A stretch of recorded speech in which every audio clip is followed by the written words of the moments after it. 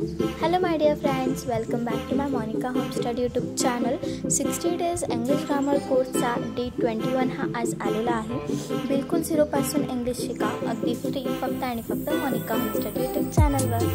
तर आता तुम्ही जे ग्रामर शिकत आहात त्याच्यावर जर तुम्हाला काही कठीण प्रश्न वाटले किंवा तुम्हाला ते समजलं नाही किंवा अजून तुम्हाला ॲडव्हान्स काही अजून शिकून घ्यायचं असेल तर मला कमेंटद्वारे नक्की कळवा. त्या कमेंटचा मी व्हिडिओ नक्कीच टाकेल.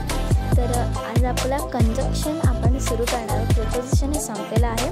चला तुम्ही कंजक्शन बघूया. A word use to join the sentence phrases and words is called a conjunction. म्हणजेच जो शब्द अनेक वाक्यांना वाक्यप्रचारांना किंवा दोन भिन्न नावांना जोडवण्याचे कार्य करते त्यास उभयान्वी अव्यय असे म्हणतात.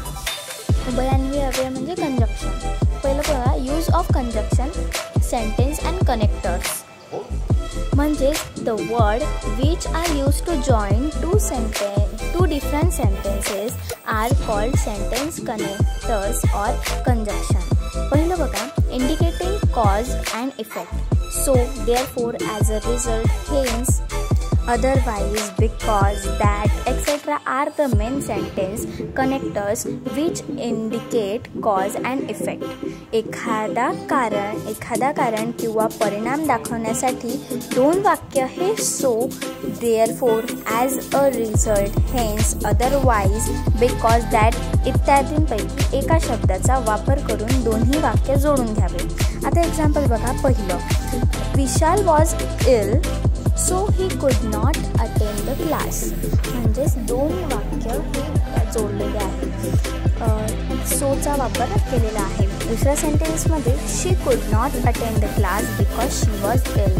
बिकॉजचा वापर केलेला आहे. म्हणजे तिने तो क्लास अटेंड केला नाही कारण ती आजारी होती. कारण म्हणजेच बिकॉज.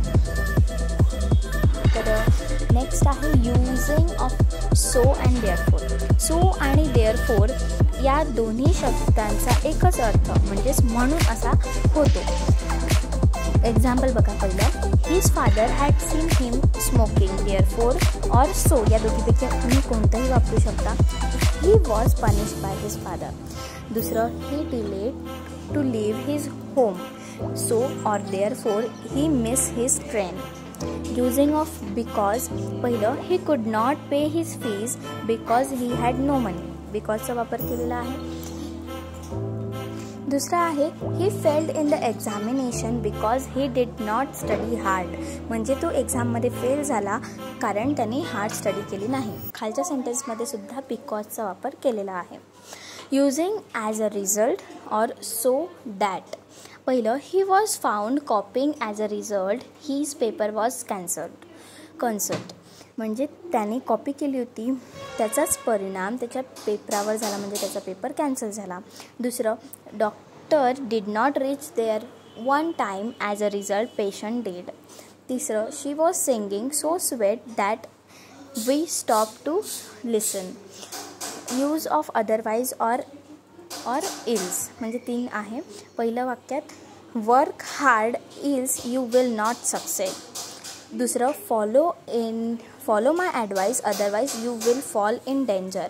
तिसरं, return my pocket or I shall complaint you to police station.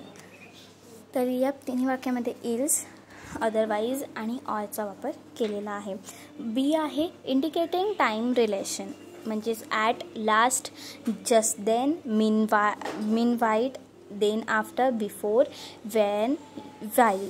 वेळ दाखविताना कंसातील योग्य तो कंजक्शन घ्यावे. म्हणजे हे जे कंजक्शन आहे at last, just then, meanwhile, then after, before, when, while हे वेळ दाखवण्यासाठी वापरतात. आता युजिंग ॲट लास्ट बघा. पहिलं, he failed any times in achieving goals at last he got success. दुसरं, student did not listen teacher at last he punish them. Just, then आणि माइन वेलचा वापर. पहिलं, an accident occurred at 8 AM meanwhile police arrive at site.